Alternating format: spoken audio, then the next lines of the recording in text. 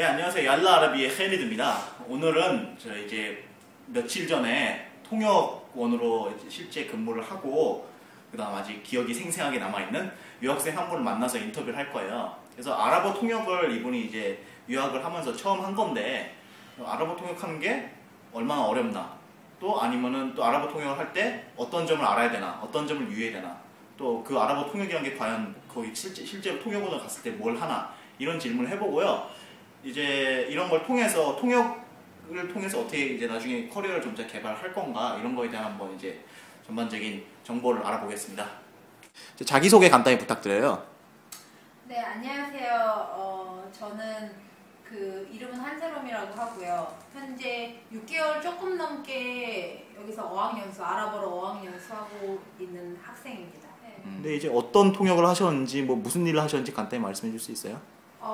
간단히 설명해 드리자면, 저는 일단 현지 이집트 에이전시에 고용이 되었던 거예요. 그러니까 보통 이제 통역하시는 분들은 한국 기업에서 이렇게 고용이 돼서 하시는 경우가 많은데, 저 같은 경우에는 이집트 현지 에이전시, 그 회사가 이제 한국 회사랑 다른 이집트 회사를 이제 연결해주는 그런 회사였거든요. 거기서 저를 이제 컨택을 해서, 제가 했던 일은 뭐냐면, 한국에서 약을 찍어서 만드는 그런 기계를 수출하는 한국 회사가 있어요. 근데 그 회사랑 그 기계를 이제 수입해서 그걸로 약을 만드는 이집트 여러 회사들, 그래서 제가 그 사이에서 무슨 일을 했냐면, 이미 그 기계는 수입한 상태였거든요. 그래서 제가 여러 회사들을 돌아다니면서 그 기계를 이제 고치는 거, 그 다음에 거기 있는 사람들한테 이 기계를 어떻게 작동해야 되는지 알려주는 것, 그런 AS, 그다음에 교육, 이런 거 관련해서 제가 통역을 한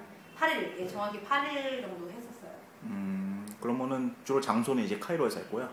예, 그 장소는 카이로긴 카이로였는데, 여기서 공항이 거의 1시간 정도 떨어져 있거든요. 근데 그 공항 근처에 보면은 이집트 우리나라로 치면 중소기업들이 굉장히 많이 있어요. 그래서 거기 가서 했는데, 이제 저는 지하철 타고 이제 그 근처까지 가면 이제 그분들이 이제 픽업을 나오셔서 이렇게 움직이는 그런 식으로 해서 한 군데에 이제 머물러 있지 않았고, 제가 8일 했는데 한 4일 정도를 다른 회사에서 하고, 또 4일은 또 다른 회사에서 하고, 그런 식으로 했었어요. 네, 보면은 사실 제약산업이 전공은 아니시지 않습니까? 근데 이걸 어떻게 하셨어요? 어렵지 않았어요, 그런 게? 진짜 어려웠어요. 제 생각에 제가 나름 이제 통역을 하면서 많이 힘들었는데, 그걸 이제 2가지 정도로 이제 이렇게 나눠봤는데, 이제 첫 번째로 가장 어려웠던 거는 이제 처음이라서, 단순히 그냥 통역이라는 것 자체를 처음 해보는 거라서 정말 많이 어려웠거든요. 왜냐면은 제가 여기 와서 이제 공부한 지 뭐 이렇게 많은 시간이 흐른 것도 아니고, 한 6개월 정도 흐른 시점에서 통역을 맡게 된 거기 때문에, 제가 이렇게 다양한 어휘들을 이제 소화해낼 수 있는 실력이 아직 아닌데, 통역을 하게 돼서 당황스럽기도 했고, 그때 너무 이제 이게 극적인 순간이라고 해야 되나? 너무 이제 이렇게 예상하지 못했던 이렇게 상황들이 자꾸만 이렇게 주어지니까, 그때 어떻게 대처해야 되나, 뭐 이런 것도 너무 어려웠고, 그리고 내가 언제 들어오고 언제 빠져야 되고 이런 것도 전혀 이제 아이디어가 없는 상태에서 시작한 거였기 때문에 그런 점이 어려웠고요. 또 한 가지 어려웠던 점은, 말씀하신 것처럼 그게 약을 찍어서 만드는 그런 기계에 대한 통역이었어요. 그래서 예를 들면 뭐 그걸 찍어내라, 이 약이 튕겨 나갔어, 여기에 꼈어, 막 기름칠을 해야 돼, 돌려 들어, 막 이런 단어들인데, 사실상 그런 거를 이렇게 일상생활에서 많이 쓰지는 않는 이제 단어들이거든요. 그래서 이제 그런 단어들이 좀 많아서 그걸 소화해내느라고 그게 좀 가장 많이 힘들었던 부분이죠. 네. 어떤 아랍어를 공부하는 유학생 입장으로서 이제 통역을 준비할 자세? 어떤 이런 통역을 준비할 때 필요한 팁, 이런 걸 주실 수 있나요? 네, 제가 많이 딱 한 번 경험해 본 거지만, 그랬기 때문에 더 이렇게 마음을 담아서 한 2-3가지 정도 얘기할 수 있을 것 같은데, 첫 번째는 아무래도 이제 통역이 이렇게 아랍어로 하는 거기 때문에 공부를 빼놓을 수가 없잖아요. 근데 저도 이제 제가 직접 처음 해보니까 느낀 건데,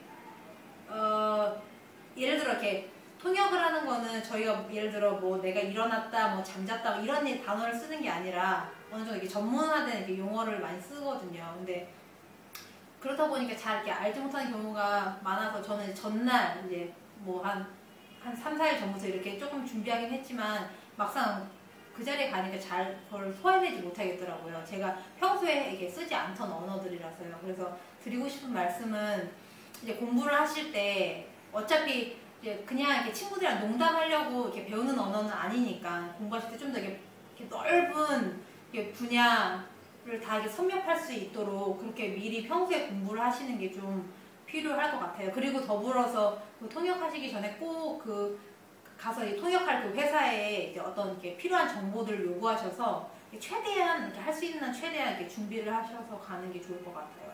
그리고 다른 거 또 한 가지는 이제 제가 통역하면서 느낀 건데 그러니까 통역하는 사람이 그냥 단순히 이렇게 말만 전달하는 역할이 아닌 것 같더라고요. 저는 왜냐면 이게 아무래도 기업 대 기업이 같이 이렇게 마주하는 거다 보니까 돈이 이렇게 이익이 걸려 있는 문제잖아요. 그래서 이게 어떨 때는 좀 분위기가 이렇게 약간 긴장감이 있을 때도 있고 좀 이렇게 살벌할 때도 있고 좀 그래서 통역한 사람이 거기서 이제 분위기를 좀 이렇게 밝게 하고 좀 거기에 대해서도 자기가 좀 그것까지도 이렇게 컨트롤할 수 있는 그런 능력이 좀 이렇게 필요한 것 같다는 생각을 했어요. 특히 이집트에서 이제 통역하시는 분들은 좀 알아두시면 좋은 게 이집트 사람들이 웃는 걸 되게 좋아하거든요. 그래서 이제 항상 웃으시면서 통역을 하면 이렇게 설사 실수를 하시더라도 이렇게 그 사람들이 좋은 이렇게 화기애애한 분위기 속에서 통역을 하실 수 있을 거고요. 이제 마지막 드리고 싶은 이제 조언은 이제 사실 먹는 문제인데 이게 별거 아닌 것 같지만 제가 통역을 하면서 가장 힘들었던 것 중에 하나예요. 이게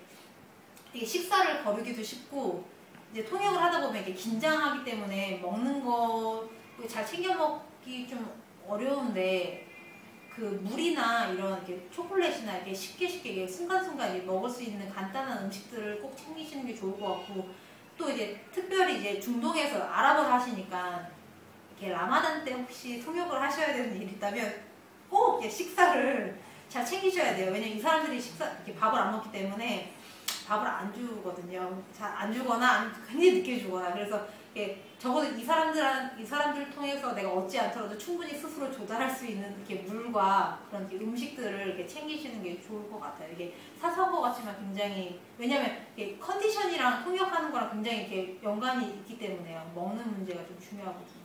그래서 먹는 걸 잘 챙기셔야 될 것 같다고 생각해요.